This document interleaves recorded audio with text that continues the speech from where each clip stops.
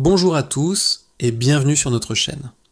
Aujourd'hui, nous allons aborder un sujet profond et souvent difficile, la douleur. Comment la percevoir? Comment la traverser? Un texte ancien datant de 1862 nous offre une perspective unique et inspirante. Il nous dit que la douleur, aussi étrange que cela puisse paraître, peut être vue comme une bénédiction. Une marque qui nous prépare à quelque chose de plus grand. Au lieu de nous affliger, ce message nous invite à remercier. Remercier pour cette épreuve qui, au fond, nous façonne. Il nous est demandé d'être patient.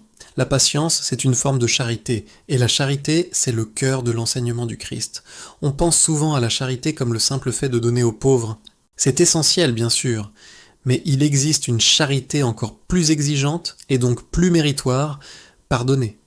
Pardonner à ceux qui nous font souffrir, ceux que la vie place sur notre chemin comme des instruments pour tester notre patience. La vie est difficile, personne ne peut le nier. Elle est faite d'une multitude de petites contrariétés, de coups d'épingle qui, à la longue, finissent par nous blesser profondément. Mais le secret, c'est de changer notre perspective. Plutôt que de fixer nos yeux sur ces blessures, regardons nos devoirs, les joies simples, les consolations et les compensations que nous recevons chaque jour. Vous verrez alors que les bénédictions sont en réalité bien plus nombreuses que les douleurs. Imaginez que vous portez un fardeau. Si vous baissez la tête et regardez le sol, il vous semblera écrasant.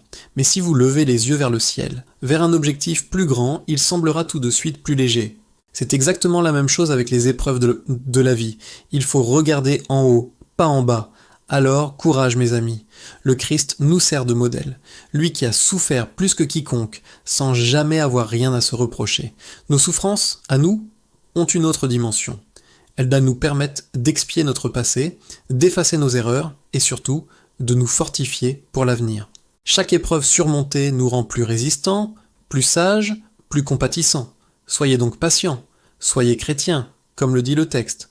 Et ce mot « chrétien » renferme tout.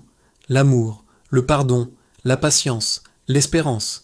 C'est un appel à incarner ces valeurs au quotidien, à transformer nos souffrances en force et en sagesse. C'est un chemin exigeant, mais c'est un chemin de gloire.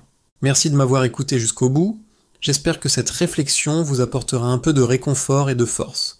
Si ce message vous a parlé, n'hésitez pas à aimer la vidéo, à la partager et à vous abonner à la chaîne pour ne pas manquer nos prochains contenus.